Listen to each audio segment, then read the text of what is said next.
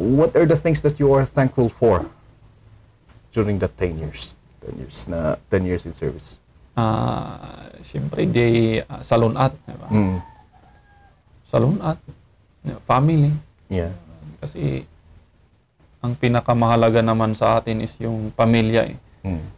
O andyan na yung nagtatrabaho ka para sa bayan, pero nagtatrabaho ka rin para sa sarili mo, para sa pamilya mo. Kasi yun sila yung inspirasyon mo, yung pamilya eh. Yun yung naman yung realidad na magtatrabaho ka para sa pamilya mo, para sa sarili mo.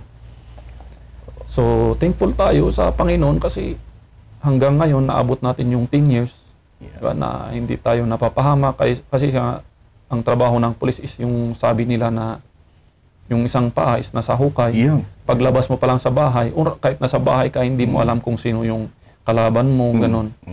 Lalong-lalo na sa amin noon kasi pag lalakad ka sa bundok, hindi mo alam kung uuwi ka ba na maglalakad o bubuhatin o, di ba?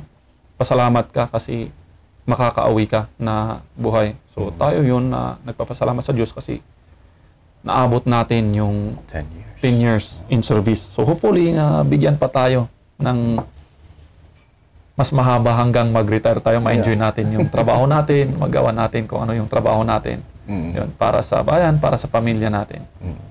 That is where the training comes in, ano? Yun sa yung ano na yung they will break you in the training center so that hindi mo ipapahamak yung sarili mo at hindi mo ipapahamak yung kasama mo. And talagang lalabas yun pag lalakad ka ng bundok, ano?